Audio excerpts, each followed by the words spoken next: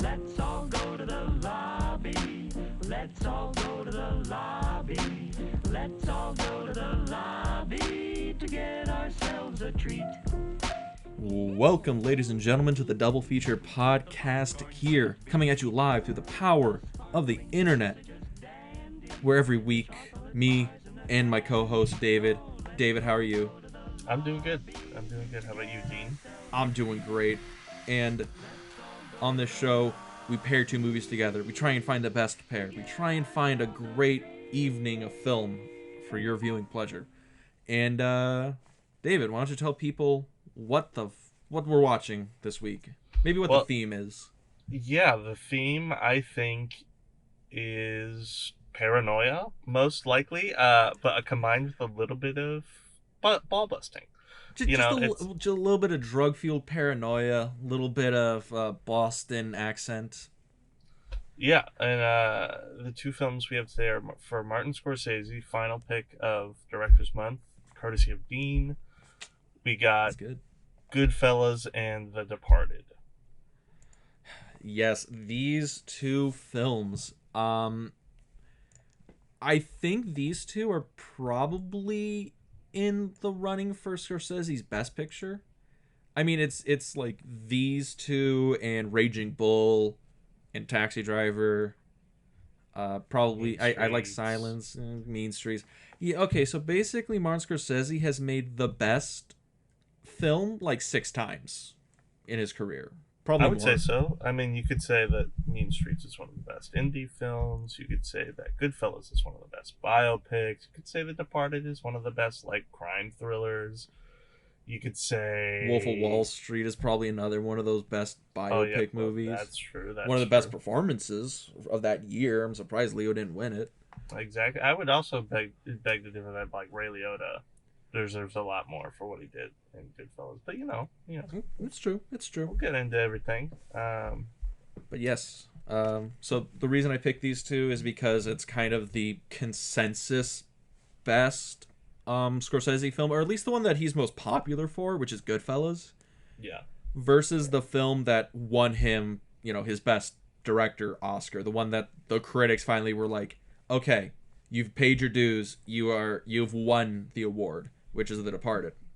Which, by the way, how is it that he's only ever won one Best Director Oscar? I actually have a theory about it and exactly why they gave it to him on this movie. Mm-hmm.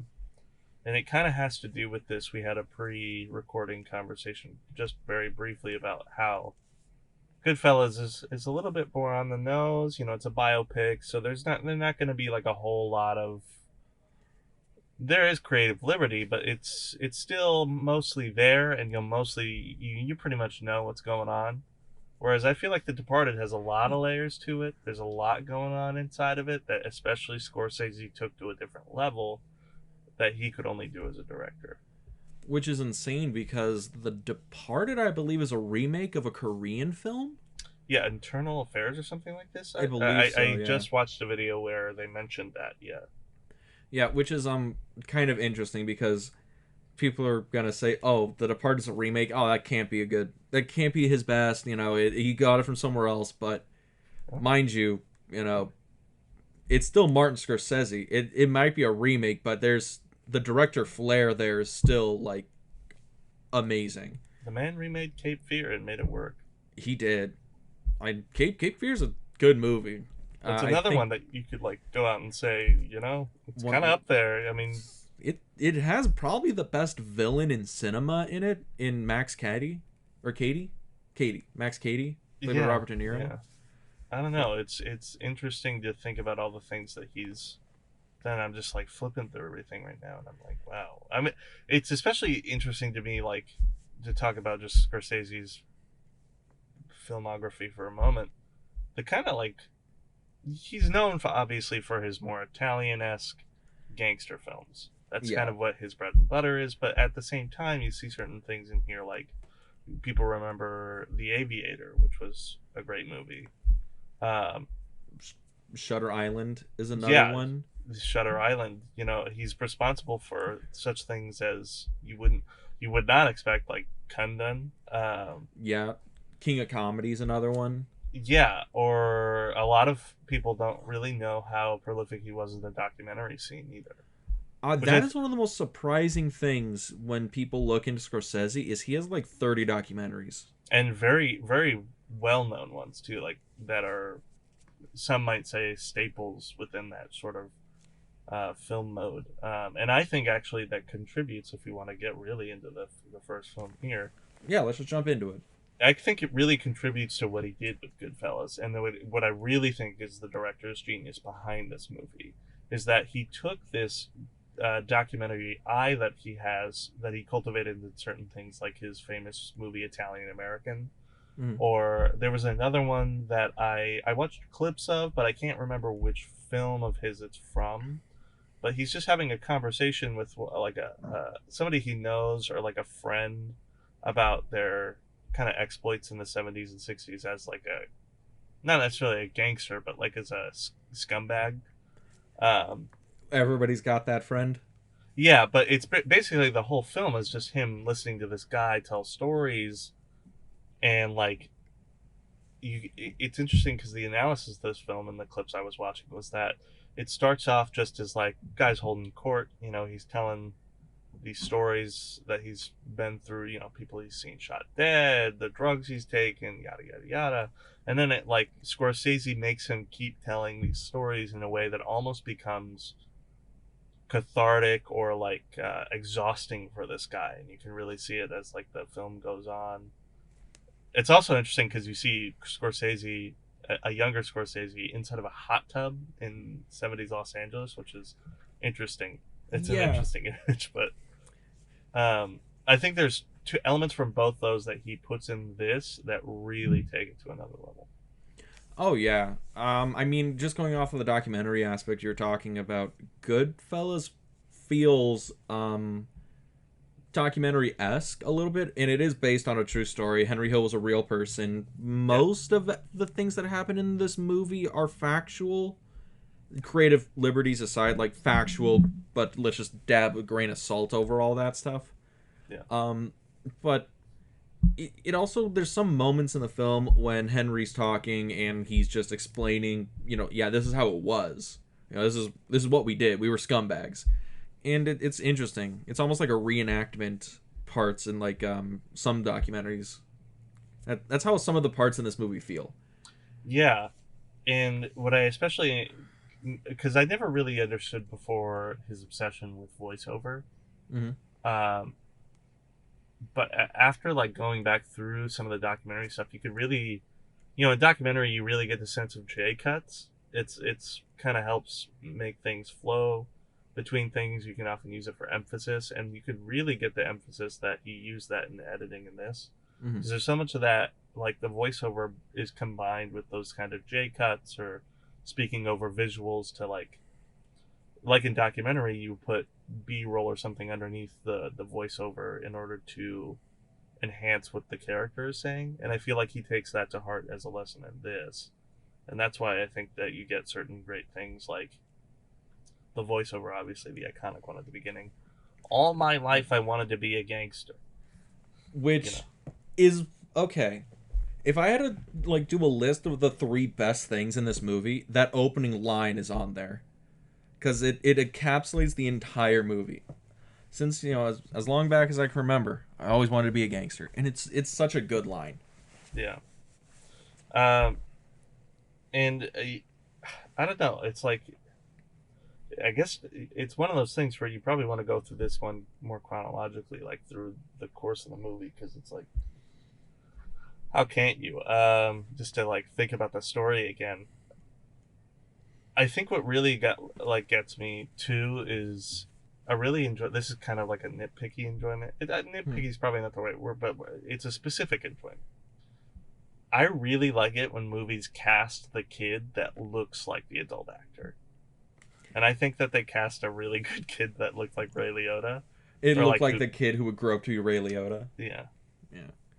That's something that doesn't happen enough anymore. There's so many people that are just like, yeah, there's no way you're growing up to be Chris Hemsworth. I'm sorry, man. It's not happening. Yeah, and I know it can be like a kind of it could probably waste a lot of time and budget in order to just search for a kid that looks physically like somebody instead of just like blonde hair. Put him in a striped shirt, put him on screen. Yeah. But I think it matters. I think sometimes that kind of stuff matters because you really start to like that part of the movie is kind of a section in itself. You know, it's 15, 20 minutes of movie, but you still are sitting there already immersed in the story because it feels much more believable. Especially with the kind of breakneck speed that the film starts with, because there's not this film is also not edited in a very, you know, scene type of way until Yeah. like the middle of the movie. I almost want to classify this film's editing style as it snowballs. Like, it starts off with a pretty standard editing style. It's a little slow in the beginning, and then it gets a little bit faster. The pacing gets a little bit tighter. The cuts start coming faster and faster and faster until we hit like a wall. Like, until Henry hits something. You know, he's spiraling through this life, and then, a roadblock in his life comes up. He goes to prison. Editing goes back to normal, goes on. You know, he's crazy high on drugs. The paranoia sets in. It gets faster, faster, and faster, and then gets caught by the cops, resets, gets slower, and kind of does that again. It's really interesting how this movie is cut together. Yeah, especially because like again, documentary kind of has this is like this montage style that adds to that, and yeah, I mean, aside from this, like the thing that you get in that first section of film is obviously the characters, and Yeah. you know, seeing them. This is very much, I think, another reason that Goodfellas tends to be the one that everybody goes to for Scorsese is that it's also the one that he tends to go to most because he talks about how this was what he saw growing up as a kid. Um, and you know, I think you could really get that through looking at these wise guys, which in any other show are pretty caricature like, but in this one they start to feel a little bit more like actual guys. You know, they don't feel like extras. They really do feel like people on the street. Yeah, it is interesting because I know with the first section of the movie's there, it's so we as the audience can get drawn in as to, well, why would these kids want to become gangsters? And it's because sorry to say it, the life's kind of awesome. You know, Yeah. you have all the money you can throw around. You have all the women. You can pick any woman you really realistically you want. You have fast cars. You got basically no problems, and you don't have to follow the rules. And You don't we have kind of to go get to school. you don't have to go to school, yeah. And it's interesting because the first half it's like that seduction. You know, it's trying to seduce the audience into getting into it, and the characters are what sell it. You know, Paulie, Robert De Niro's character Jimmy also helps sell it. You know, as soon as he slams that 20 into Ray Liotta's hands or Henry's hands, it's like, yeah, he just bought him. Like that, like, wait, you can just throw around $20 in the 1960s and just that's fine. Yeah, no, I want to be that guy. And especially when like a kid would see that as a sign of respect. Like nowadays, yeah, we could be able to recognize that this person is really just trying to compliment me, maybe buy my attention or loyalty or something. But then it's like a $20 bill to a kid, especially when a $20 bill was worth a lot more. Yeah. To a kid is like, that's real respect right there. That's like, you think I'm worthy of holding this cash. What is it? My parents are like, you know, they grew up in like the 60s, 70s, stuff like that. My mom said she used to be able to go to the grocery store and buy a carton of milk, a dozen eggs, loaf of bread, and an Archie comic book for like $1.50 or like $2. So like $20 reasonably could have like fed you for a while. Yeah. So just slamming like $20 in somebody's hands back then, it means a lot more.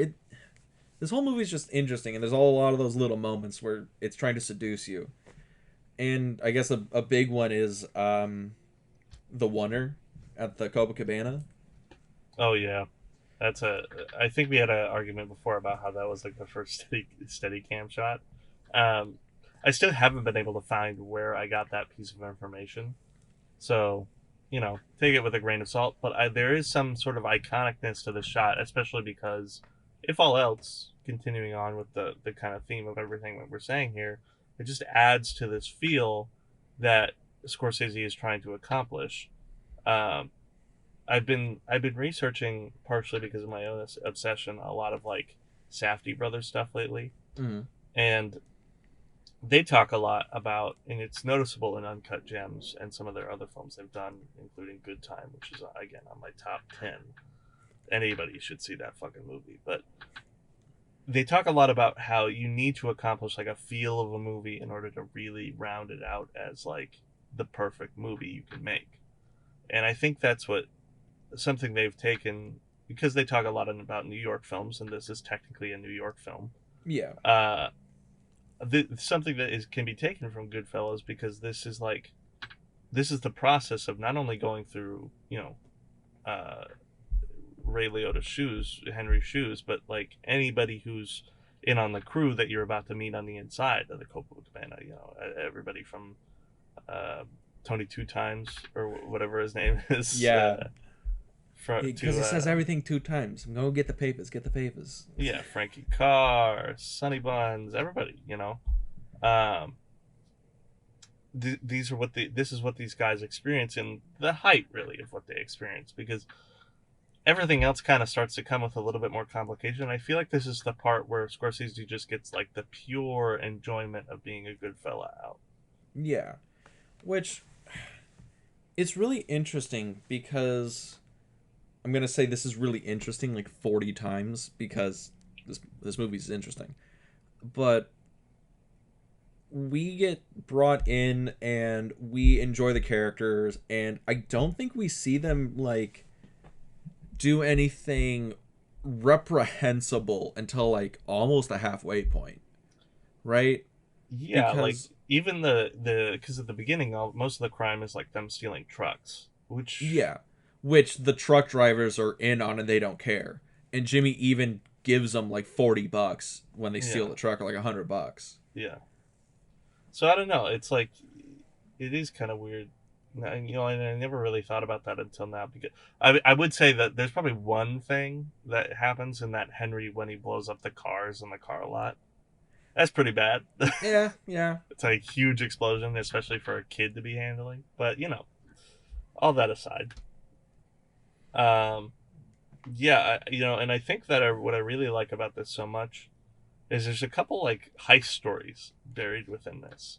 That's really what has always attracted me the most, is like these airport heists, Mhm. which are real events. They've happened, and especially they're key parts of the story and key parts of the business. But you kind of, the first one with Frenchie is a little kind of a setup. Mhm. Kind of, it's cool. I really love that. Um, but then like the later in the movie, after some nice whining and dining and drugs, Yeah, lots which, of drugs. yeah, which is the other side of the sword, as we'll get in a moment.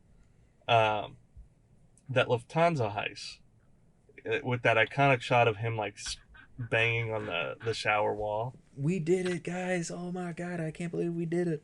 Man, I mean, like, it's kind of funny because you think about like all these gangster movies are about power. Hmm. That's certainly the central theme at the heart of it all. Anybody who's trying to do this, all they're looking for is some power, and I feel like that's like the ecstasy of it coming out, in that you've literally seized control of money, power, whatever it is in the moment. And kind of why I really like the analyzation of everything else afterward. Everything else becomes like this: the crown lies heavy, and then not only that, but you want the crown to lie heavier and heavier with like the chasing everything through the drugs and the sex and everything else. It's all the aftermath of all the things you've worked so hard to get. It's holding on to it all. Yeah, that's like there's a little bit of a chasing the dragon. There's a little bit like, now that you're the guy in power, everybody's after you. There's a little bit of you want more of it. Um, You can never really like show off you have it, because then you get, somebody's gonna want it from you. oh, certainly, yeah, because that the pink Cadillac scene is It's a good one. yeah, I like that. And I especially like that eventually most of those characters get their comeuppance. I know that this could be considered one of the most scary or disgusting parts of being a gangster, but I mean all those people kind of fucking suck. And it only because really it's like that first of all the wig salesman. Mhm. Um, Is it he's Henry? No. Oh, no, God. it's The wig salesman. yeah, it's somewhere on here. I know that, but it doesn't really matter.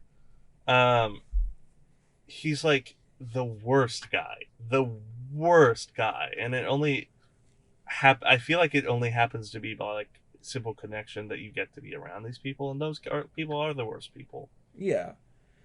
It's one of those things where you can tell some of these like characters they know that they're scumbags and other guys don't, like they think they're just working class dudes. Yeah, Like I think, and that's kind of how what Henry goes through. He goes from thinking, "Oh, these guys are, uh like the top, like the cream of the crop, they're rich, they're cool, they get to do whatever they want." And then he goes into, "Oh, they're just kind of working class guys and I'm a working class guy." I think even Karen says that. "Oh, all the fellas, they were just working class guys trying to put food on the table." And then he starts to realize once Tommy Joe Pesci starts popping off that, oh no, these guys are really not okay. Like they just kill people, they steal, they beat their wives. You know, the fast lifestyle catches up with you pretty fast or pretty hard. yeah. Yeah. Um, so we get to this kind of point in the movie, right, where after the Billy Bats death. The death of Billy.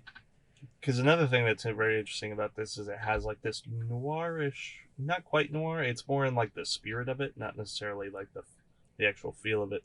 Mm-hmm. Where you like start in the middle and then you have to work your way back to the middle, and you get to this plot point where it's like, and now we're here again. It's like this is everything that led up to this turning point in the story, and this is Yeah, everything after that turning point. and really, Scorsese uses it more as like a hook at the Mm-hmm. beginning more than anything else. I really don't think there's that much more thought into it, other than it's like, well, do we want to start at the beginning of his life? No, we want to be like, well, how did I get into this mess? And this is kind of the perfect event to do that. But my favorite thing about this movie, favorite above all, is that he literally goes back to Italian American in casting his own mother. Yep. And she really, she's kind of a subdued version of herself in this. Because if you go back and watch Italian American, she is She's everywhere, yeah. oh yeah, it's interesting because you see analyses of it, and you could tell, and everybody could tell that she's playing it up for the camera in those moments. Mm-hmm. You can kind of tell she's a little nervous here. Well, it's funny because I believe he's Martin Scorsese has casted his parents in almost every movie they were alive to be in. Like I think she was in Mean Streets as well. And Interesting. it's kind of funny because there was an anecdote or an interview where he was talking about how he had to direct his mother, Hmm. and apparently it ended in a screaming match I'm sure it uh, would. Yeah. with Scorsese winning because she said the lines the way he wanted to. But yeah, it is funny like I that. can't imagine having to like direct your own mother and it being pleasant I up don't to think a it would certain end point. well. Yeah. Yeah, because you can't really tell your mom what to do like that, which I'm sure is the subject of the screaming match. Yeah. I think I Um, don't even know if it was a screaming match, but I think it was a very strongly opinionated disagreement. well, she in that documentary you could see she's a very strongly opinionated person. But she still brings like another level to this, and that scene in general too is just I made a note about The Departed having this, but I really do think there's like a level of black comedy in here that Scorsese loves pulling, because there's like the normal comedy to this film, scenes like the "you think I'm funny" thing, where it's just like the comedy of the situation and the Mm-hmm. environment, but then there's kind of like this this comedy that comes out here in Henry knows that, and he can't eat, and he knows what's going on. But the other two, it's just like, we're stopping for a snack real quick. You're like, it's Sunday, dude. Like, it's dinner. Like, what do you Yeah. mean? And there's almost like I mean, I found it funny how like you kind of step into his shoes and like, are we really doing this right now? We got a dead guy in the car. That's the thing about the movie where Henry's sitting there, and that moment is the realization that the people his best friends are absolutely insane. Yeah. And yet, that's true actually, because maybe it is the start of the decline. Yeah. I mean, literally that this is the halfway point in the movie, but like then almost figuratively that you could tell right before this when it happens at the bar, and then this scene that he just does not actually have the stomach to be a gangster. He has the stomach to be popular. Yeah. Like, he could do like heists, he can like steal money, he can do all that stuff, but he's not putting a bullet in somebody's head. Like, he Yeah. doesn't have that, which is very strange. Well, a lot of people in this movie don't actually have the stomach for it, because rarely does it actually like happen on screen. Jimmy does, but like Jimmy has like this weird kind of psychopathic tendency to him that it's almost like he and Tommy are like foils for each other. You know what I mean? Yeah, Tommy's like just a mad dog just looking to let out that anger on somebody, and Jimmy's is like a straight up sociopath. He just doesn't care. He'll just kill somebody because he has to. Yeah, and it's kind of like the duality of do you show your hand or do you keep it close? Which I think is brilliant in some of Scorsese's stuff. He really likes to focus on that duality. I think there's a lot of it that's going to come up in The Departed, but I mean, it shows up dualism, being a huge part of Christianity and then especially Catholicism. I think that's part of his persona in himself, Scorsese, but it certainly informs how he writes characters and a lot of themes, as we'll see. But now we dive into this like The Descent, because every gangster movie is about the rise and fall of the gangster. yeah, this is a much more classic version of that because that's how the genre began, and there's a way that he kind of subverts that, which is a little bit he had to because it's again based on true events, but I think he plays it off in the smartest way. Well, I don't know how much. Well, because I know the whole thing about the ending where, oh yeah, his descent was Henry got to walk, but he's just I still feel like that's kind of like a rock bottom for him, because that's the thing he always feared, was just being a regular guy. Yeah, there's like a figurative death of the gangster there, but like in the traditional films, it was always that they were literally supposed to be like gangster films started as like almost like propaganda for like showing people, these people are awful, terrible people. Like, the lifestyle is fast and fun, but it ends in tragedy. Yeah, You only get to revel in the riches for so long. like the original Scarface is exactly that because I think he literally dies in a shootout with like the FBI or something like this. Yeah, with James Cagney. Yeah, I think so. No, it's the weirdest ending to a gangster movie I've ever seen, where his mother opens up her front door and he's just there in like a straitjacket and he's dead and he just falls like on his face. yeah, or But it might be another. He still dies at the end. Yeah, it might be another film I'm kind of thinking of, but I can't put the name. No, you're right. I'm thinking of Public Enemy.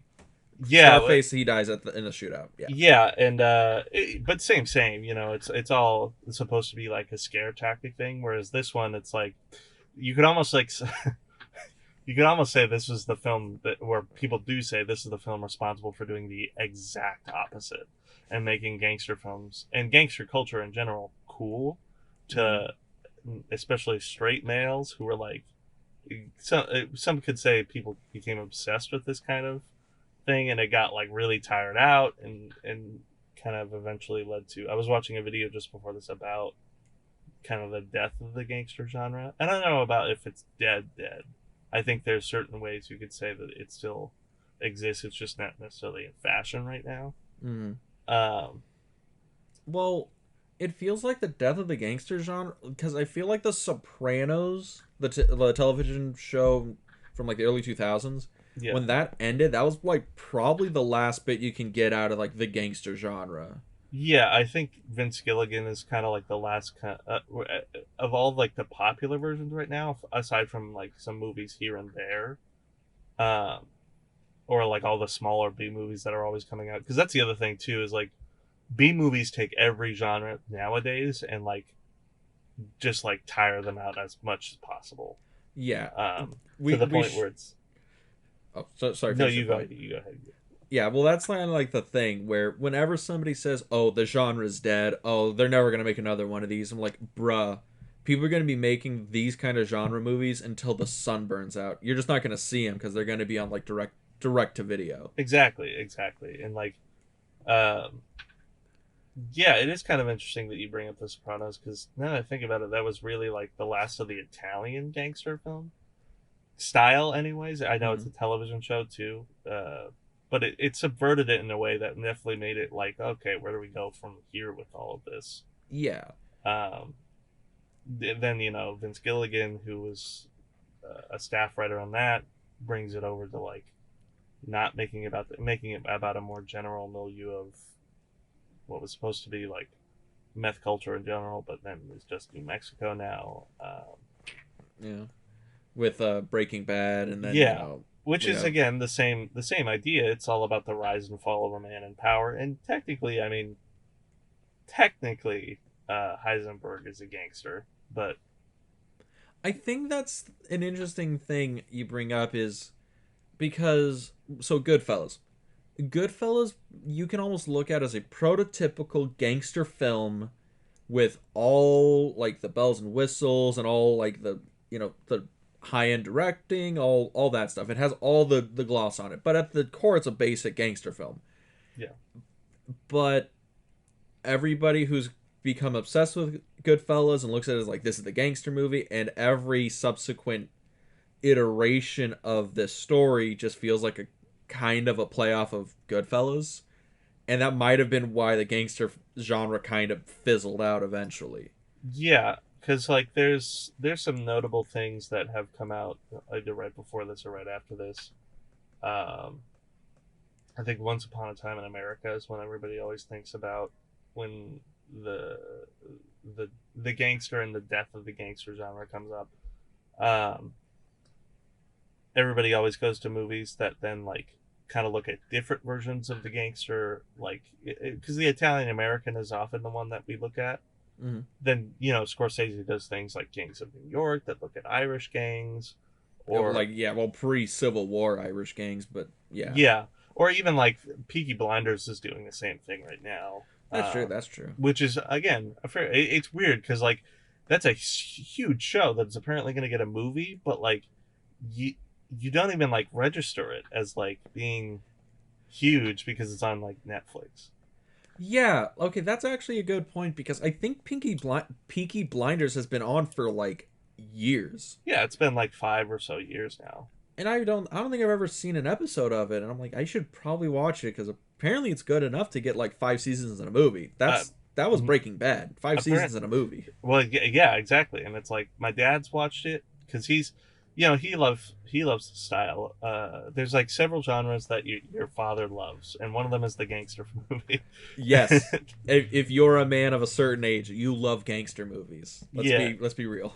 and he says it's really good, but it's just one of those things where it's like I wonder why it's never quite broken into the lexicon. Mm. Maybe it's also because like nowadays social media and like in streaming in general has made movie going and show watching so homogenous, but also like really subculture. So Yeah. that a show can be huge, but also be in a subculture, but also it's attempted to be marketed to the whole homogenous population. It's Well, it's so weird. it's a thing with like the whole streaming deal where you can just make a show for a very small subgroup of people, but that subgroup will just eat it up because it's just content that they want to take. Yeah. Whereas before, TV shows used to have to appeal to as many people as possible. Yeah. You know, I think that's probably why Breaking Bad hits so many people now, is because it's like before streaming was ubiquitous, and it had to kind of work to appeal to as many people as possible, and it's still like very artistic and very good. Yeah, because it was an AMC show, which didn't have really like a streaming platform, and then didn't really get like huge until it hit Netflix finally. Yeah. Which is kind of when Netflix it was on at a time, at least when I remember, that Netflix was like really starting to blow up as like the place for television streaming. But that's kind of like an interesting tangent on this whole thing. But I think it gets back to this idea that like this movie transcends genre in being one of like the great American classics. I think when you think about movies from America, I think so too, because this movie is very much because it is a gangster genre. Gangster genres, for the most part, are very American genre of film. yeah. It's kind of like the Western. Like, if you want to talk about like American films, it's like Westerns, gangster flicks, and sports movies. I don't know many other countries that have sports films, to be honest. They exist around like and are probably, especially nowadays, because sport films are, if you want to talk about a genre that is not in fashion, that nobody cares about right now, it's pretty much sport films. Yeah. Yeah, and I think what's so interesting too is like it goes back to this like ending of the movie, right? Because Yeah. we could talk about this whole paranoid coke thing, and the helicopter scene I think is like brilliant. Honestly, if you just want to know what Goodfellas is, like the themes of that movie, just watch the helicopter scene. Yeah, it feels like how like a jazz drum beat that's slowly picking up in tempo with a little water on the snare, so that's splashing every time he hits that snare.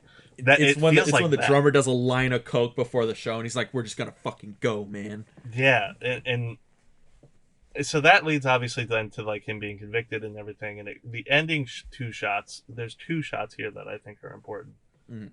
One because it's kind of random, but there is apparently an explanation behind it. But one the actual ending shot of the film, you see him in his wherever he is, Midwestern home that he's been reassigned to, And he's gone to witness protection. Yeah. He's disappeared. Yeah, and he goes outside to get the paper like every other guy, and he just kind of looks into the camera after a very interesting, by the way, breaking the fourth wall moment in the courtroom, and he just Yes. kind of gives this look like, no, I don't regret any of it. What are you talking about? He's like, I lived an awesome life. Yeah, and I got to walk away. Like, hell yeah. Pretty much. Granted, now I'm just Joe Schmo. I'm just a schmuck now. But hey, I had a pretty good run. Or I think even the more important thing from like the meeting they have with the agent who's going to take them, Which is like, almost forgot. By the way, that agent they're talking to in that scene is the real agent that the actual Henry Hill had to talk to. I would believe it because Scorsese's that conscious about who he casts, and also that documentary style, as much realism yeah, as that, you can get. That too, and I think that scene there's an interesting outline they make about family, and there's his wife, Karen. She makes this big stink about she can't leave her parents. Her parents have to come, yada yada yada, and they're not going to do that because they don't give a shit. It's just the DA. They're here. They're like, we need Henry. We don't know. We don't care what the fuck you're doing. Yeah, and you could first of all, Henry does not make one peep about his own family. He's like, they're not really my family, and they never really were. I don't think. Like, yeah, his brother at the end in the wheelchair is one, but other than that, it's like his family's long gone.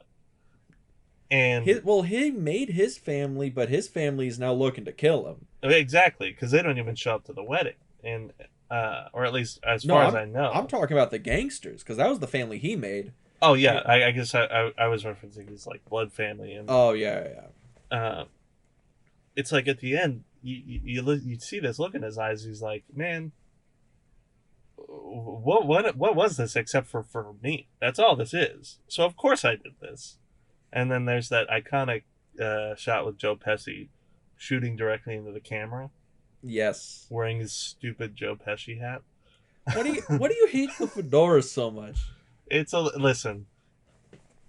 If it was for only that, if it was just in the film, it's one thing. But I've seen Joe Pesci's music career, and I've seen that he carries that around as his style. And Joe Pesci, you're never gonna listen to this, but if nobody close to is even gonna listen to this, but if it ever is found out that I say this about Joe Pesci, love you, but You're a great actor. No meme. You're probably one of the best actors in this movie. yeah, you're also responsible for making a rap album, so go figure. Yeah. Um, So, final note about that ending shot. It's apparently an homage to the Great Train Robbery, because Scorsese's review of this film actually isn't that this is a gangster film. It isn't that this is a film about Henry Hill. It isn't that this is a film about his Italian-American background. He says that he basically tried to do Great Train Robbery all over again because that's what is basically going on in this guy's life.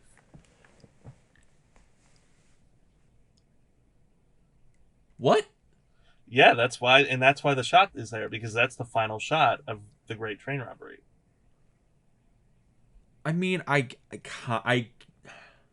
guy and this saw is from Philly and this is from an actual Scorsese quote, right? This isn't some like weirdo on the internet, right? from an interview, paraphrased, but from an interview. I guess. But I mean, it totally is in line with what Scorsese is, though, because he's a huge historian guy too in the film. So true. it's like it kind of lines up with what his whole thing is. But taking all these classics and putting a twist on them, yeah. Yeah, and he actually, there was an interesting interview I watched in which he was talking about a conversation he had with John Cassavetes after Boxcar Bertha came out, and while he was still like mulling over whether Mean Streets was ever going to get made, Cassavetes was sitting there like, a great flick, nothing wrong with the flick, but you could do better than this. Is basically what he told him, and apparently Scorsese was sitting there going, I all I wanted to do at that point was like remake John Ford movies. And that's all he thought he was going to do. And then he was finally like, well, I got this movie I've been working on for 5 years, apparently, at that point, by the way. That's how long they were working on the script. 5 years before Boxcar Bertha, which is insane to think because it ends up being like a late 60s movie, which is super specific time. So you think, I don't know how that movie could exist in like the early 60s. It would be much different.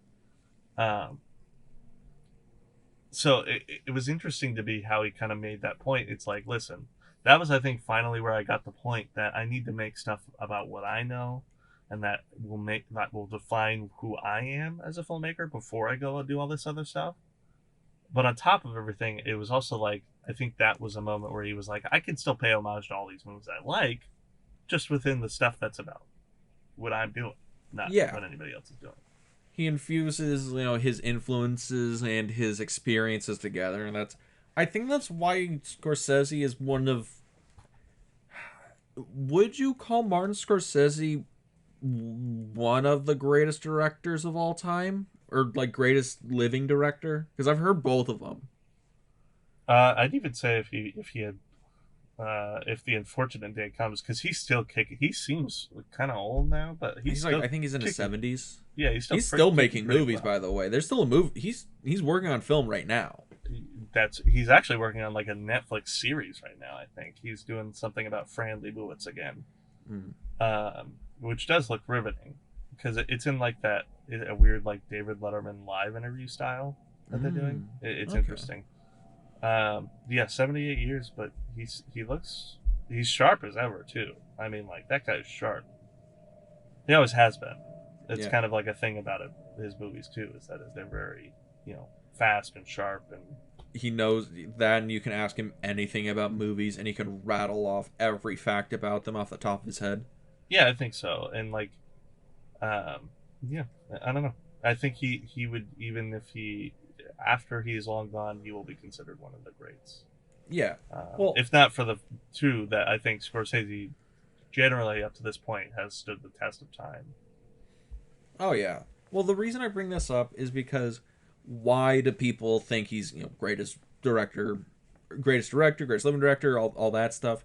And I think that comes down to what we were talking about. He is able to infuse his own experiences and pull from this wealth of film history, film knowledge, and kind of mold it together and bring forth something completely new and unique that just speaks to just so many people. It's weird. It's it's weird because his movies are almost like a blender of just stuff that just work. Yeah, and I think that too that informs his like general. Because I'm gonna make a point of this in a moment when we talk about The Departed, but I think that awareness that is built up in making a movie about your own world, like he did in a Mean Street Store, again in Goodfellas, then informs you about what it needs to be done in order to make a movie about somebody else's world. Mm. Because he's not from Boston, he's not Irish, he's not yada yada yada. It's a parallel lifestyle, but it's still different in a lot of ways, and he still makes that movie with, even though again written by somebody else as well, so much depth and attention to the Irish lexicon. Yes. Yeah. And on that note, I think it's about that time we talked about The Departed. Yeah. So, well, I guess we'll be back after. When do you think, Dean?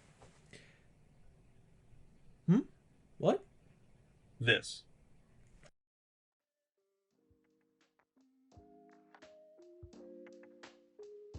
Dean, I found a great way for us to do something cool and to make a little money on the side. Ah, great. I've been looking for a new place to put my money. What do you got?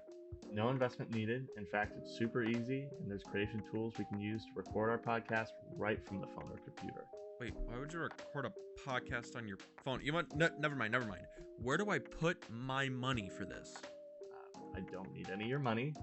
We can even get our podcast distributed to big streaming platforms like Spotify and Google Podcasts. Oh, I get it now. We're talking big business here, okay? So you're going to need a lot of money from me. How much money are we talking here? No, definitely don't need any of your money. In fact, we can make money from the podcast with no minimum listenership. Okay. Now I think I'm getting what you're going at here. We need to spend money to make money, so we're talking some big gains here. Big gains. No, definitely no. I don't need any of your money. Just all we need to make a podcast right in one place. Okay. So what you're telling me is that you're gonna need a pretty big check from me for this podcast. So do I just make it out to cash? Because it's no problem for me. I'll just write it up right now. No, listen, Dean, just head over to anchor.fm and check it out. You'll see why Anchor is the best place for us to record, edit, and distribute our podcasts. And I definitely do not need any of your money. Shut up and take my money.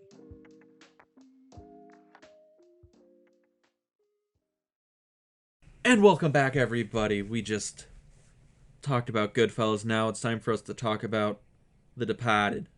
Yes. With all the Boston accents we can possibly come across. And all of the Boston actors you could probably come across. Everybody who's known for for being a Bostonian. Yeah. Very interesting movie. Like I was telling Dean before we started recording, probably one of my favorite movies now. And this is the first time you've ever seen it, right? Yeah. I mean, like, it's interesting because I've known that this was the movie he won his award for. Yes. And it really did do well at that award season because it got Best Picture, got him his Best Director. But I had never really... It kind of flew under my radar, and I was like, well, I don't really know what it is, so... And by looking at the poster really in the title and everything, you can't really get what it is. It's such a specific story, too, that it's a little hard to look at it and be like, oh, yeah, I can get into that. Because it kind of looks a little... It's like mid-aughts thriller-ish. And it literally is, but then it's like the marketing behind it is a little bit too generalized like that. Um, Although I will make a note about this later, as we talked about as well. The film industry in 2006 and 7 was particularly fucked up, award season and otherwise, for what they just allowed. Yeah. Do you want to just okay? We'll just get into it because that's kind of the thing why we picked The Departed was Yeah. because this was the one people finally gave the consensus that yeah, this is Scorsese's best work. He gets the award for this one. He gets all the accolades. Yeah, this is the one the Academy agreed upon. Yeah. Do you want to tell people what he was up against for Best Picture? Oh, sure. I mean, let me actually pull it up. 79th Academy Awards. Okay, so in the Best Picture category, The Departed was the winner, but it was going up against films and some pretty prolific directors, such as Babel, which, well, I don't know if we'd call that prolific film, but Well, Alejandro Inarritu did he win back-to-back Oscars for Best Picture? I actually don't know. I think he was the one who won with Birdman and Yeah. Revenant. Yeah. Yeah, that's probably true. And he deserves it for those two. Babel was interesting. You wouldn't say it's his best work? No. Or it's the most interesting, weird one, right? Yeah. It's interesting. And I kind of like if you look to talk about him for a moment, because he also did Gravity, and when you look at films like The Revenant, Gravity, and Birdman. A little bit less, but still such interesting styles that that kind of revolve around all those films, and that they very much have a momentum to them. A couple of them are very specifically about survival, and then one is kind of like underneath everything about survival. So that's something I always found interesting about him. And then we also have Letters from Iwo Jima. Yes. Which Clint Eastwood movie, war movie. Although Spielberg apparently also a part of that. Yep. As a producer. Oh, and then the black sheep of this Oscar picks, Little Miss Sunshine. Yeah.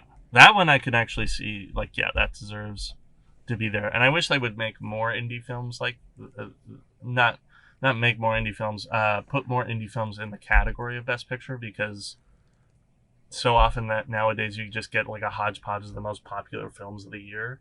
Mm-hmm. Whereas films like that, or like the Green Book kind of did that, where it was a smaller film, but it deserved to be in that conversation.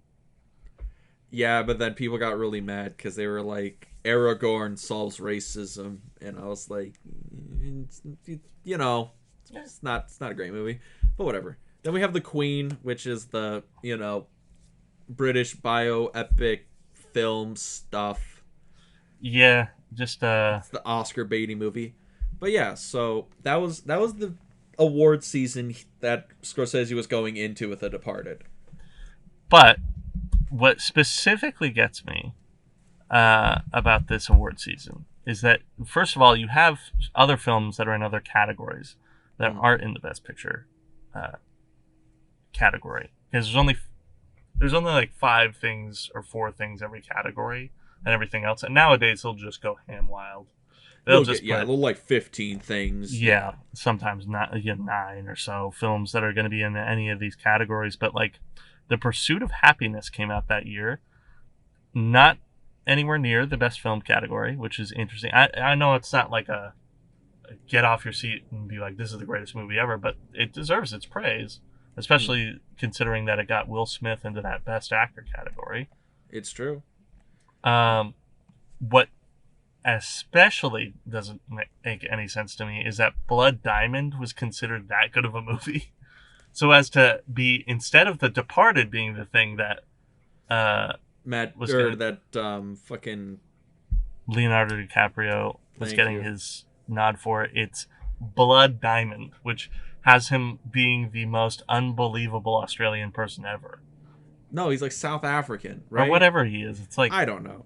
it's like, Borat and Child of Men also came out that year and didn't go to best, picture. That yeah, was a or thing. Pan's Labyrinth came out that year. Oh, Jesus Christ. Pan's Labyrinth came out this year? It was in the best original screenplay category. Yeah, Borat was in there because it was in best adapted screenplay category, which is, I don't really get that, but whatever. Mm-hmm. We also Children have of Men came out that year. Yeah. We also have The Prestige, The Illusionist. Yeah, Like, that was the one that really fucking like threw me for a loop. The Prestige is nowhere to be found in any of these award categories. it's Not on, even like, in the one of Golden them. Globes. Yeah. I think I found it on one of them, and I think it was like visual effects or something like that. You got to be But kidding me. But Like, okay, what? but there you go. So that was the award season that The Departed was going into, and you can tell that there were some bangers that year, but there was also some weird stuff that was in there. I don't know what we were trying to get with this. I think we just wanted to talk about like the Oscars I think because ultimately they're what terrible. it gets me is like people nowadays consider The Prestige, if not like Inception or something, to be Nolan's greatest movie. If I could say that, right? I mean, The Dark Knight, but it's about a superhero, so it's like people are always like, well, you can't really put it up there, even though And it is. that's the thing with people. They're like, we don't want to say it's the Batman movie. Yeah. Inception is good, but it's still a little bit more of a popcorn flick at the end of the day because of the fact that it was like that big blockbuster. Um, Tenet apparently is not that good. So, and Dunkirk, I guess people would probably say is his masterpiece, but Well, I call The Prestige the last movie before Christopher Nolan became Smart People Michael Bay. yeah, pretty That's much. it's probably like the last movie before he just became pretentious Michael Bay. But on top of the fact that The Prestige is literally like mind-blowingly good, and it's I nowhere. like The Prestige. It's really fun. Yeah, It's a really good movie. I don't But know. I mean, I guess that's my. That's my. Or also, hey, Click came out this year, guys. Click is a masterpiece. Come on, Adam Yeah. Sandler, Christopher Walken should have won every award. Anyway, to move on from that, so very Talk obviously, about the actual movie. yeah, to get back to the main show, did get him the best picture, did get him the best director. Nothing apparently else, even though there was so much more that deserved to be found in this movie. Starring an all-star cast of characters, including Matt Damon and Leonardo DiCaprio at the helm, which is like the two biggest action stars you could probably get at that time. Well, not action stars, but some of the two biggest actors you could probably peg. Yeah, but it's like Leonardo DiCaprio. It's like the perfect guy to put into this kind of a little bit more raw, kind of needing a little bit more acting talent role.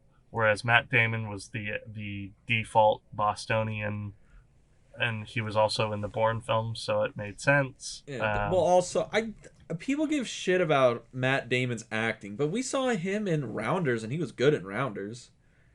I think it's a thing. No, I mean, I think Matt Damon's a great actor. Yeah, I think Matt Damon is always one of those actors that gives like his, like the good performance. Like I don't know how many transcendent Matt Damon performances, but Well, he always plus it's turns like- into good work. Yeah, who else are you supposed to get to play the Boston cop? I mean, the other guy is in this movie, and he just plays another Boston cop. Yeah, Because Mark Wahlberg, the best character, I think, overall, because of... He's like... It's weird, because he's also in that movie, The Other Guys, and for some reason this character reminds me a lot of that movie. Even though I know this has nothing to do and would never touch that movie. yes, accurate. Yeah, and then Alec Baldwin's in this, Michael Sheen, We have the man, the myth, the legend, Jack Nicholson. who literally basically gets to play what is probably his dream role at this stage in his life. Just a coked up madman plowing 20-year-olds. Yeah, I literally thought there's that scene later on when he just like takes a handful of the coke and like slaps it onto that girl's ass. I'm like, I don't think Jack Nicholson he couldn't think of a better place for him to be, as well as I don't think you could have shot that scene in a better way to to get who Jack Nicholson was as a person. That's one of those things where it's like, dude, it's just a documentary at that point. Like, we just followed Jack around for a couple hours. Because you see, like, the cocaine hit the roof in, like, that kind of innuendo way, and it's just like, yeah, that's pretty much it. So, yes, The Departed. Yeah. This movie, man. So I could see why this movie won so many awards. The acting in it is fantastic. The direction is amazing. Yada yada yada. All the good stuff we can say about it. Yeah. But where do we want to get started? Like, what do we want to talk about? Add something new to the conversation. What do we got? It's tough because, like, the story in this is much more convoluted than, in a good way, than Goodfellas. It's not straightforward. There's a lot of layers. There's a lot of reversals. A lot of cross-cutting, which kind of at times, even though it's weird because you're able to follow it. And I even think that Scorsese has an interesting balance of, like, even if you miss something, you kind of still get what's going on. Because I would say I watched this and missed a few things, it being my first viewing, and I still was able to follow. Like, I never really, like, if I missed a specific piece of information, like, one crosscut during the, we talked about this during the break, the impotence scene. When Matt Damon's girlfriend is like, "No, it's okay, nothing's wrong," and he's like, "Well, sorry, it's just like I can't fucking do it." And then there's there's the crosscut of Leonardo DiCaprio blowing up that car with the gang. Mm-hmm. I for a second was like, "Why is this being crosscut?" But then after a minute, I was like, I feel like I don't actually need to know what they're doing when they're doing that. I just kind of like, I get it. Yeah. And I don't know. There's a lot of that going on in this film that it's like I can't technically break it down because I missed so much of it. But at the same time, I'm like, but I get it. I just fucking get it. On that note about the impotent scene thing, I wanted to bring this up because I thought I was gonna bring in this theory out of nowhere, but apparently David saw the same thing I did. Yes. So it's never brought up in the movie. That's never said explicitly. It's never, like, I don't think it's even been a thing talked about at length. But Matt Damon's character is gay in the movie. And he's a closeted gay dude in the movie. And no one noticed. It's never, like, talked about. Yeah, the movie right here, I have the video right here. If it would load. The video is called "The Departed: Sullivan is Gay" by username I can't pronounce that, but it's like Reed Trigan. I don't know, something like this. Yeah. Go look it up. I recommend it. It has a really bad like to dislike ratio, but now that I see it, it's practically 50%. Probably because I think the people who like this movie for a certain reason probably hate the fact that they one of their favorite characters in a movie is probably a closeted homosexual. But granted, like, what does that actually say? The evidence brought up, the thought put into it, like, it's real. Yeah, it's very real. I would actually go on and say that it's one of the genius things about this movie, if that's what Scorsese intended, because it always goes back to, it's a little bit about what the director intended, though there is, you could also say in analyzing art, which is, I guess, technically what we do on the show, there's a little bit of it that after you release it to an audience, it becomes theirs. And I think this is the interpretation even being brought up as a fan theory, because I also saw a post for it on Reddit under r/fan theories. How can you read it any other way now that you know about it? You know, and it's like, so, and it makes the film deeper. Too. It does, yeah, because like it plays into the whole other thing about like identity in this film, which is really cool. Yeah, I even think that Scorsese would maybe it's one of those things where it's like you don't know if the writers brought it up first in the script, or was it something that Scorsese did later? You know what I mean? Because like, on one hand, you could look at the subject matter and just be like, well, if you read it a certain way, it's not that he's gay. Because while I was watching the movie, I was like, there was a little bit of it. I was like, okay, I could see that this is something that's being brought up about Boston culture, especially Mm. with the straight males and the homophobia, et cetera, et cetera, et cetera. But it wasn't until they pointed out in the adult movie theater scene that he Mm. looked uncomfortable. At first, it didn't read to me as uncomfortable. I read it as just like, oh, well, he's just like a cop in an adult movie theater. Of course, he's not going to like necessarily what's going on. He's not. Or He's yeah. not going to react to it with like, va va voom. I got to get my dick out right now, like the rest of these guys. But it was kind of like after a minute, I was like, yeah, I guess he is kind of averting his eyes to it, which is interesting. Yeah, that's an interesting scene right there that I think helps play it off more. Is he's sitting there, he's not watching the screen at all, even though he's literally just there killing time. Like he's just killing time until Frank shows up, but he's not even like watching the porno. He's Yeah, just like trying to find anything else to look at. a little bit, and Yeah. and I don't know. It's one of those things where like that's probably the innuendo anytime it comes up is so kind of just barely on the threshold like that where you can't really tell, because it's also like one of the points they bring up in the video is that a lot of like the homophobic slurs and everything during the rugby game in the aftermath Mm-hmm. come Like out of when we first get nowhere. introduced to him, yeah. And part of me is sitting there like, yeah, I mean that's an argument of a lot of people that like homophobia is a signal for closeted homosexual tendencies, but like I could also just see that just being like learned behavior around that you would just be saying shit like that. It's like let's be honest, people, the early 2000s were not the most PC. tolerant of Yeah, time. Yeah, people basically still talked like that.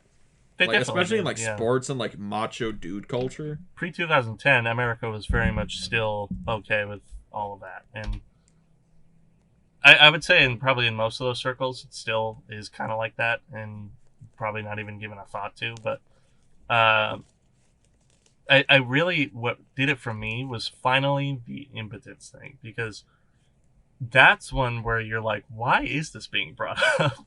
Like, there's not Yeah. really a reason for it, artistically, or I guess narratively. Artistically, there is, because you could say, well, he's a cop and he's impotent because, or he's just not performing because of the stress of the case and like everything that's going on around him. Or he's not performing because it's a whole other thing where underneath he's something else and he just can't like be in this relationship because he knows like this isn't real. But that, what exactly you just said right there, is the exact. If you read it again, just with the lens of He's queer gay. cinema, you're like, it's because he's gay or something. Like, or he's just somebody he's not supposed to be. Because in a much different America, 15 years on too, that could be a whole different kind of thing. He could be a lot of different things other than gay, but he could be gay, and that's the point. Yes. um, And also that analysis, like that reading, also plays into the thing of identity in the film because yeah, that's a big thing that goes on with Leonardo DiCaprio's character Billy, where the more he's undercover, the more he's starting to like go crazy because he's losing that sense of himself and he just wants to go back to being Billy, being a normal just him. mm. Whereas Matt Damon's character Colin, he has none of that like qualms. Like the only qualm he has is I just don't want to get caught and I don't want to go to prison. Or But other than especially that, especially too, like if this theory of ours is correct, I think that's another motivation for him. Whereas Billy, he's sitting there going like, well, I have nothing. I just have these two things that I'm battling between, and it's like I can't keep track of one or the other. And one of them is literally the most stressful thing in the world. Whereas, um, Matt Damon's character is sitting there going like, well, I kind of am comfortable still doing this because it will literally be the death of me either way. Because if it's the death of me in one world, fine, I die, which I think is, spoiler alert, the reason why he actually is like okay with him being executed at the end of the film, mhm. when he's just like, "Oh, okay." I think it's literally him being like, you know what, this is better than the other way around. I would much rather be shot dead, nobody knowing, than anybody finding out who I really was. Yeah. He's okay getting the 21 gun salute and the flowers on his grave than anyone finding out that he was actually like the rat. Yeah, and it's interesting because there's a couple other things that I think kind of support it. There's that scene with Alec Baldwin at the driving range where it mentions that it's good you got a girlfriend because then nobody's going to think you're gay, which is Actual line in the movie. Yeah, very on the nose. Like it's literally it's almost like doublespeak that's going on there, where then Matt Damon's character is like, yeah, I didn't even think about it like that. It's like, that works out a lot. Yeah. Yeah. And then there's another one. They kind of made a smaller point of this in the video, but it's mentioned that the themes of like homosexual pedophilia within the church, and Scorsese certainly points it out in the movie. And I think there's a little bit of it he's battling with as a Catholic himself, despite it kind of also being part of like the Irish Catholic Church rather than maybe some circles he's more belonging to. Though I know everybody generalizes about the Catholicism having that problem systematically. Yeah, well, yeah.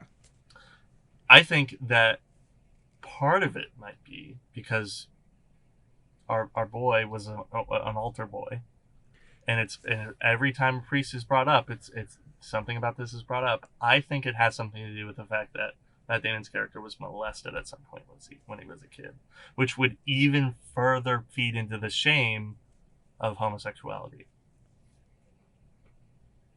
This is a slippery slope we're getting on. It's just, listen, it's there in the film. I'd have to do another take to kind of really feel out if I'm right or wrong about that. But the subject is definitely there, and I would even go as far. Maybe I'm already stretching, but I'm going to put it out there. Jack Nicholson's character isn't always quite there either. I think there's something in that final standoff between him and Matt Damon where it's like he wants him not to. He says he's never going to rat him out, but there's also kind of something a little bit going on between them where I'm like, did something happen here? Like, and is that part of it? That I'm not in on that one. I don't know. That one might just be you going down your rabbit hole a little too deep. But I think that's also rabbit holes is an interesting way to put it, because I think that's another interesting part of this film, right? Yeah, like because that's something interesting. We saw a 5-minute video, if that, and that just like sparked a whole thing where it's like, wait, all this stuff falls into place, and like, oh man, that's a whole big theme of that. Yeah. But we didn't even need that, because there's also a bunch of other stuff in this movie. Yeah, like we just roll on. One of my other favorites that was pointed out was this theme of like hate and violence versus education. Mm-hmm. Because there's that, like, again, going back to like that documentary style, that kind of montage at the beginning of these 1970s riots in Boston between the black community and the cops and the Irish community and all these things. And a lot of images of like schooling and school buses, and it was pointed out in the video, although I don't know if Scorsese kind of makes the explicit connection. He does in the dialogue of one of in Jack Nicholson's character, but I think he's trying to point out that it's like, education is the kind of key to fixing a lot of this in your community, and I think the point being, Boston being a more closed-off community, a lot of these people don't see the outside world, and thus are beholden to tribalism that leads to things like racism and violence and gangs. But Jack Nicholson's character, Francis, completely drives into both Matt Damon and Leonardo DiCaprio's skulls. It's like, get your education, and you wouldn't be like this, which is weird. Because you think that the gangster would be like sitting there going, you want to be part of this life. You want to work for me. But every time he's like, he has to make a point. It's like, you should go back to school now before you fucking get hurt. Yep. That's a thing in here, because I saw a thing and it was street smarts versus, book smarts, all that stuff about it. Where we have like Matt Damon and like the doctor and all these people who are very, very like learned. You know, they went to school, graduated, all this other stuff. And Leo's character Billy, he is kind of like a street kid. You know, he went to the academy, sure, but he didn't go to college. But he's like basically a genius. Hmm. And but he uses all these like street smarts and stuff like that. Like his high IQ doesn't really transfer too well into like the life or the thing he has to portray. What transfers well is all the shit he went through, go like in the younger years of like being that street kid. And I don't know, I might just be going off on a tangent that's not going to lead me anywhere. But there's something to be said about the guys here because it seems like Francis Costello, Jack Nicholson's character, he's the smartest guy in the movie, and he is by rights should be the least educated, lowest like dumbest guy you can find. Yeah. But he's the smartest guy because he knows he knows I have the guy in there playing both ends. I know how to pull loyalty. He's granted, he's on that spiral of just being like a drugged out cokehead, and he knows he's not long for this world, but you don't get to be that old and be dumb Or in that kind of business. I even think it's built into his character because in his monologue at the beginning, he says this line, I don't want to be a product of my environment. I want my environment to be a product of me. Great fucking line. But it also expels exactly at that moment, first of all, the power of his character because of that sentiment. It's like he literally will build his environment in which he is surrounded by. He has total control over that, but is also the exact mindset that anybody who gets educated has. Like they are no longer a product of their own environment. They are taking control over their environment by going to school and learning and getting the skills required in order to operate in whatever they want to operate in. Which is really what Costello is. He's just a gangster. Yeah. It's very interesting. Then the other thing is we also have Leonardo DiCaprio. He goes through the police academy. He's trying to become a cop, and Digman and Quinlan, they just kind of take that away from him. They're like, no, like, kid, let's be honest.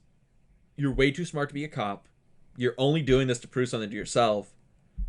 We want you for what we're doing. Yeah. Because we're going to put you undercover, deep cover, but you're never going to be a cop. All right? And it's interesting because Leo does what you're supposed to do, or Billy does what you're supposed to do. He grew up in this rough environment. His dad was a gangster. He's got basically no family, no real outlook, so he goes to the police academy. He's going to make something of himself. And the powers that be say, no, you can't change your environment. We control your environment. And essentially he just feeds into what people expected of him to be anyway. He becomes a criminal, but at the end of the movie he's like, no, I'm a cop, I'm gonna arrest you, whatever, I don't care if nothing sticks. I'm gonna be a cop, I'm gonna influence my world.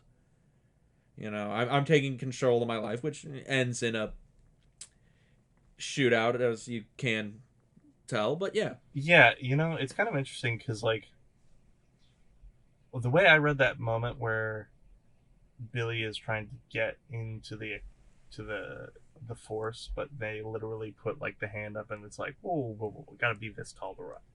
Yeah. It kind of read it as like he wants to be part of a gang, but like it almost kind of like in Goodfellas where it's like you want to be a made man, but you're half Irish, so you just got to be like the worker bee. It's kind of the same thing where it's like you want to be part of the gang, but we're not going to let you. You basically got to do this if you want to even sniff anywhere close to it. And then maybe, if you do good, maybe you'll get yours. What I especially love about this is, and I guess really why I would say it's one of my favorites now, is when you break down the character web in this movie, it's so simple. Like, I was sitting there wondering the whole time while watching this movie, it's like, how do they write this shit, dude? It's so good. It's so airtight. But then when you really break it down to it, okay, especially because it's based off a prior movie, but it's just one guy is a double crosser in the police, one guy's a double crosser in the mob. They're the same character, just different locations and different motives and different environment. Yeah, But same. they have the same deal basically. It's just they're on two opposite ends of the spectrum. And then there's the character above them that they're both beholden to. One of them is beholden to Francis in a certain way the whole movie, and one of them is beholden to the captain a certain way for most of the movie. Most of the movie. Yeah. Which, by the way, I don't know about you, I thought that Martin Sheen falling off that building was almost, it didn't quite get there in the graphic sense, but almost as graphic to me as what happened in Bruges. Really? Because, like, in Bruges, it's a lot more brutal, and it's also lingered on a lot more. Yeah, you see a lot more in the gore. But that shot of, like, Leonardo DiCaprio, it just, the body falls right in front of him, and then the blood splatters on him. I'm like, whoa. Whoa. Yep. Damn. Yeah, it's really interesting because it's these two people and they're on just a collision course, and this is what happens when those two lines smash into each other. Yeah. A lot more about this movie that could be broken down. I think there's practically in every scene something you could look at and be like, that's so specific and so genius. But then once it's played out on screen, it's just so simple and kind of just adds to this simple thing. Specifically, there's a moment in which Billy, Leo's character, smashes a picture of Jesus in somebody's face before then interrogating them and beating them up and shooting them in the kneecap. But apparently, one of the videos I watched, even just that picture of Jesus that he happened to smash on the face of that guy was such a specific reference within Catholicism, because it's the picture apparently in the heart in the picture, because he's holding like a heart that has fire coming out the top or something. Yeah. Is a reference to and it's in like most of the homes of all these Irish people, and is a reference to the burning love of Jesus that he has for the follower, that then in a lot of scripture saints go back and say, how could you not love somebody that loves you like that back? And almost is like Scorsese commenting and saying, a lot of these people are Christians on face value only. None of them are actually Christian. It's just that it's so ingrained in the culture that how can't they love him? They love Jesus. That's what they were brought up on. He loves me, so I gotta love him. But I'm a heroin addict, so... the conflict, the Catholic guilt, guys. That's all Scorsese does. And that's Catholic guilt. That's like the deep route of it, and the simple route of it is it's a funny image of a guy smashing a picture of Jesus against the heroin addict's head. And that's all it is. But there's so much depth to, that's what I think I like a lot about this movie as well, is that it balances simplicity with artistic specificity in the perfect way. Oh yeah. I like how with Goodfellas we went through like beat kind of way, and we just talked about like all the cool stuff in this, and this is just like, this movie's awesome. You guys should watch it. Yeah. There's a lot of cool stuff in this.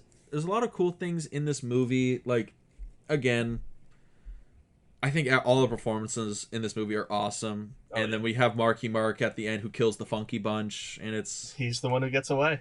He's the one who gets away. It's also interesting because everyone's a rat in this movie. Everybody, because that's the whole thing. That's the motive. They want to weed out who the rat is, who's the guy who's snitching, what's going on. And Leo's a rat. Matt Damon's a rat. Jack Nicholson's a rat. Like 3 people who had like 1 or 2 lines at the beginning of the movie, they're rats too. Yeah. And then at the end of it, we have Mark Wahlberg's character, who I'm not sure if he was a rat or if he just figured out that Matt Damon was, or if he just wanted to kill him because he was an asshole. That is interesting, because that is one of 2 plot points that I wanted to bring up. We obviously learned that apparently Matt Damon wasn't the only rat, in that another cop executes Billy and the other guy he went to the academy with, because he's quite literally a rat for Costello. He mentions it to Damon, and then Damon shoots him, being like, he shoots him because he's the only other guy that knows that Damon's and he can get away. But what's interesting to me is I didn't read that at all. That came completely out of nowhere for me, because the only other time I knew that that guy was there was he's the guy in the uniform in the office when Matt Damon's character criticizes him, for being in the uniform in the office. Mhm. Um,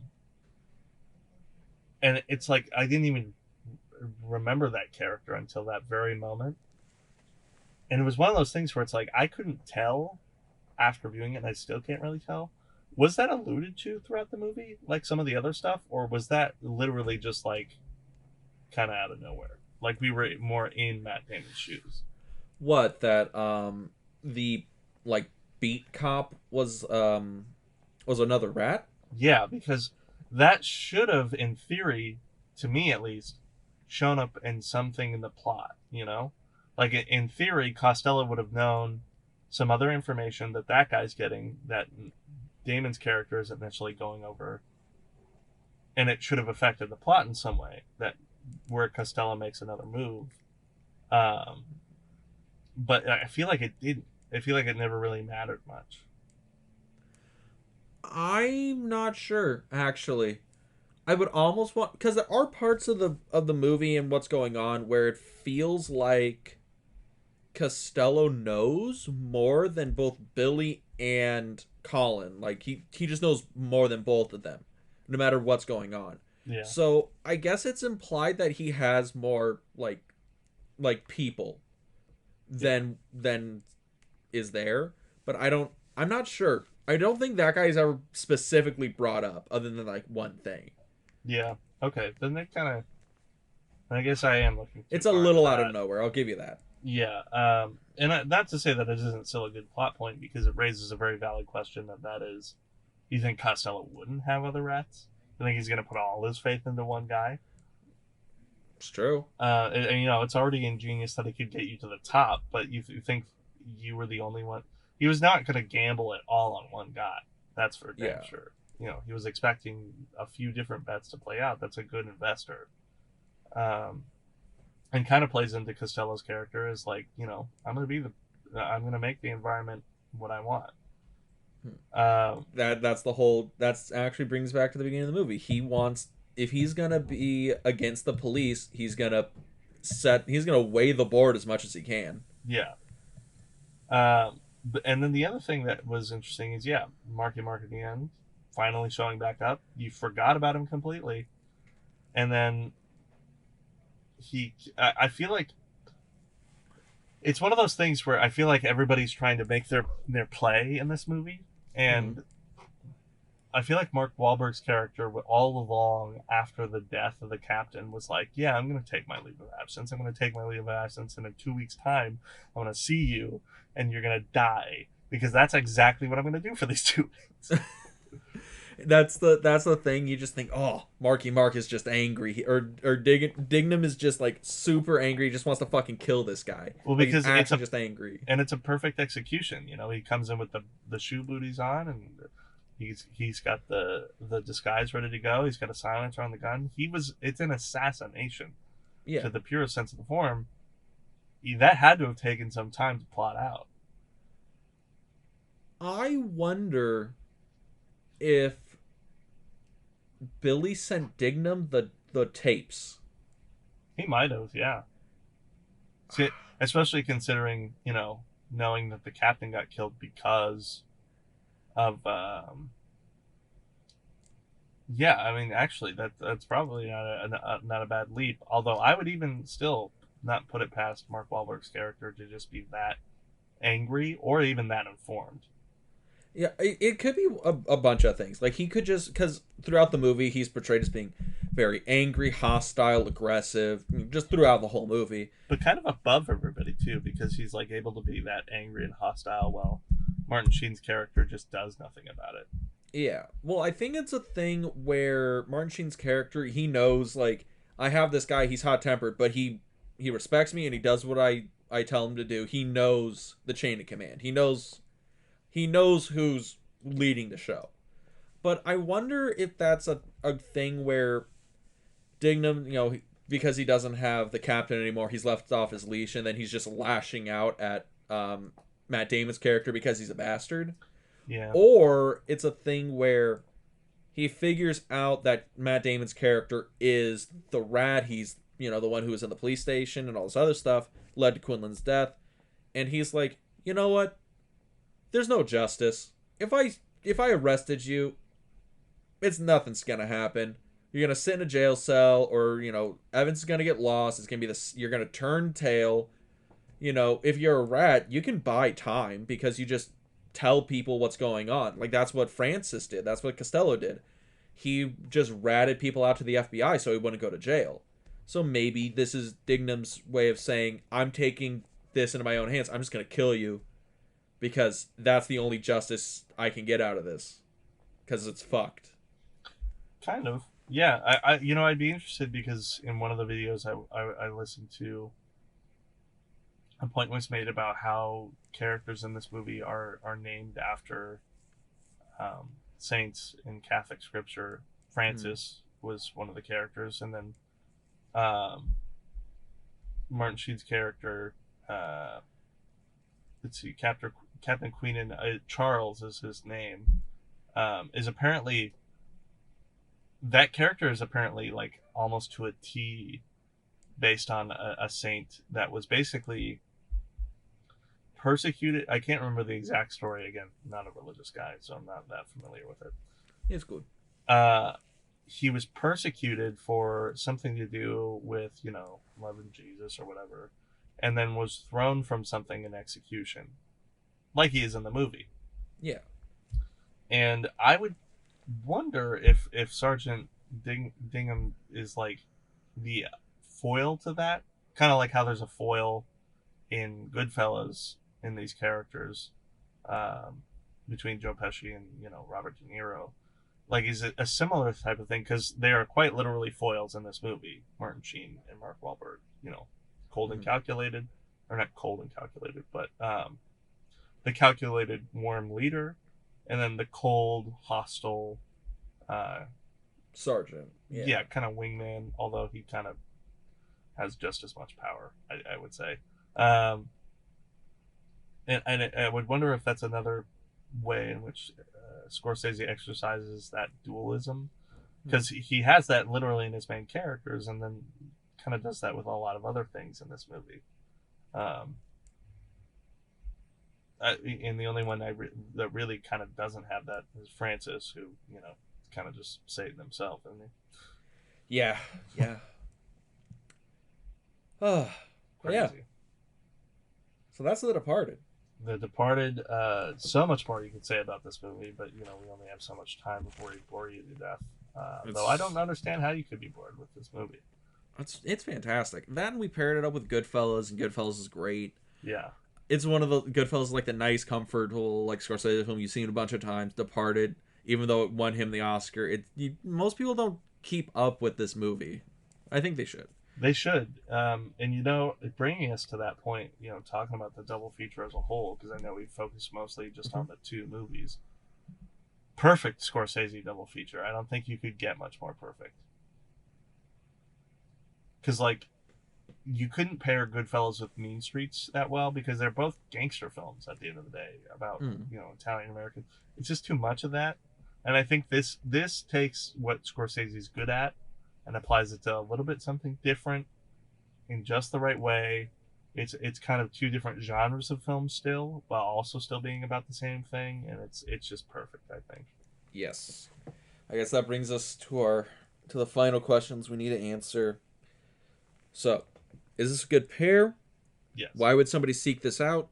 And why does the pair work or not work? We just got to answer those three questions, then we can start closing out.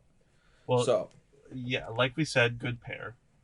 Yes. I mean, in my opinion, you would probably say the same thing. I would absolutely agree. I think these are, two great Scorsese films. If you were having a Scorsese night, these are two great movies to pick. Yeah, it's going to be long. These are both 2.5 hours, and, that's 5 hours total of film. Holds you the whole way, if it's your thing. Because I would say that, too, is that Scorsese films, after a certain point, probably aren't, universally going to be everybody's thing. Because again, they're violent, they're dark at times, they're very vulgar, but They're a damn good time. I mean, Oh yeah. Scorsese is the kind of director that mixes all of the elements of cinema into a movie. He has the set pieces, he has his artistic points, he has comedy, he has drama. Um, all of it's there. Um, and I think that's one of the reasons I think you would do this specifically for Scorsese is it's kind of two ends of his career. Mhm. One is the modern Scorsese that does things other than his bread and butter that he grew up on. Mhm. This is still kind of that, but it takes on this much more modern, epic kind of film that he's capable of nowadays. Although something like Wolf of Wall Street or Silence is probably also this in depth and complete. It's kind of just a thing where these are two peaking moments of Scorsese's like film career. Yeah, because then it's like Goodfellas being on the opposite side. It was when Scorsese was still about gangster films, and though it was towards the end of that era, Mm-hmm. this being like 1990, 90. yeah, Yeah. um, that was pretty much what he had done up to that point, and then with the occasional, like there were films like The Obvious Boxcar Bertha or Alice Doesn't King Live Here Anymore. Yeah, King of Comedy, Yeah, New York, stuff like that. Well, it was, he also did Raging Bull in 1980. Like he's had a very eclectic career his entire life. It's yeah, just I think it's one of those things where Goodfellas was the movie where, hey guys, this is my essay on the gangster genre. This is everything the gangster genre I can just spit out at you right now. This is it. This is the gangster movie to end all gangster movies as I can do it. yeah. And then he does like Casino like soon after because Casino and The Irishman, like those three films, I would argue these are his gangster trilogy. These are the three gangster like things that are like the essay of the gangster genre. And Mean Streets doesn't find its way in there. I mean, maybe Mean Streets. Because You like could I feel probably like put Mean Streets in there. Mean Streets, even being just like his first of the gangster films, it's literally the one I would say is like the bottom of the barrel. Like when you're trying to break into the gang, and then the next one is you've broken into the gang, and then this is you trying to get up, but you can't. Casino starts to be where it's like, okay, now you're getting some power, and then The Irishman is like, this is the guy. This is the guy who lived through all this stuff, and he finds out that, man, being a gangster was basically a blue collar job, Yeah, and all my friends are dead. yeah, It's the sad retrospective on the gangster lifestyle. it is. Yeah, Like, we should watch The Irishman. That's 4 hours worth of movie. But yeah, yeah. but there you That's a go. whole separate So thing. But yeah, great pair. great pair. You said there was a third question, and it slipped my mind. Well, Recently. here's the thing. So, the questions were: is this a good pair? Yes. Why does this pair work, and why does it not? I mean, I think it works. Just we've already mentioned they're two great points in his career. They work together, fun. And then why would somebody seek these films out? Are you seeking these out because you're a gangster fan? Seeking them out because you're just want a Scorsese night? Like what would people need to be in the mood for to get the best out of these pair? Admittedly, Goodfellas, I feel like, yeah, you're pretty much going to go for the gangster film. It's a great movie otherwise. It's a very funny movie, honestly. Mm-hmm. But The Departed, definitely, I think everybody deserves to get a look at this because it kind of transcends that a little bit and takes Scorsese to a new level that Mm-hmm. we knew he was capable of, but then becomes this, like, complete package. Uh, Especially in his capability to make you sit on the edge of your seat. Yeah. So, if you just want like a really good like banger night of movies, these are two great movies to go with. Yeah. That's what you're looking at. Yeah. But yeah, I think that rounds us up here at the double feature. Kind of crazy because end of Directors Month, we're going to be getting into a new month after this. Crazy that it's Yes. already February too. A little crazy, yeah. Yeah. February. I mean, it's kind of obvious theme, but we're going for Romance Month. Yes, we're gonna do David's favorite genre, romantic comedies.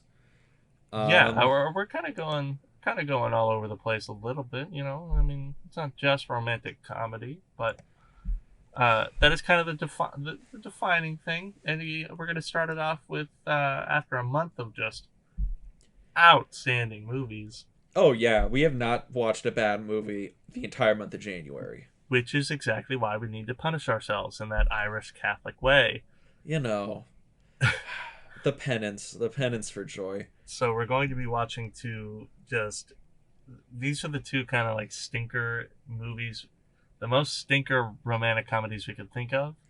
Well, yours you picked because it was the most stinker romantic comedy you can pick. Mine was so. The mine has a little story behind it. I don't know if we want to just spoil it real quick. Go ahead, yeah. Okay, so the movie we picked, I picked Head Over Heels, which is a Freddie Prinze Jr. romantic comedy thing that also has supermodels and a murder mystery in it. So I picked this movie because it was a blender of ridiculous bullshit I could not make sense of.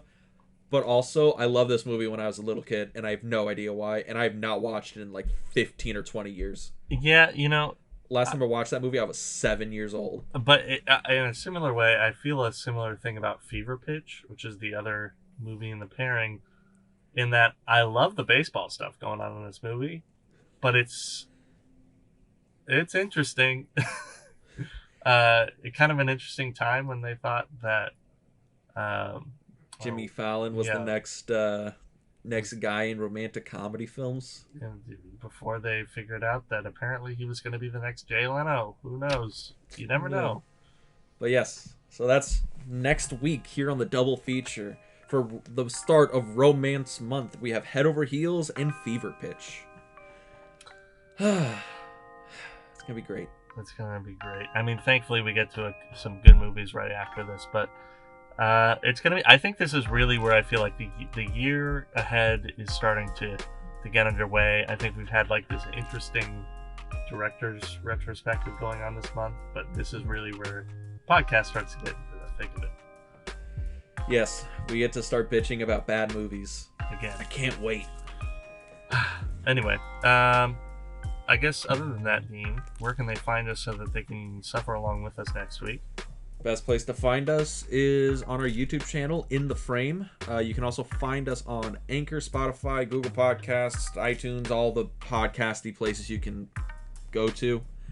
But yeah, also our Instagram page, which we're going to be posting more stuff on, more to know, which is double feature _podcast on Instagram. Just look up double feature. We're there. We're there. So, yeah. You'll find us. You'll find us. Yeah, so I guess that's it. Dean? That's it. David? It was a pleasure. Peace.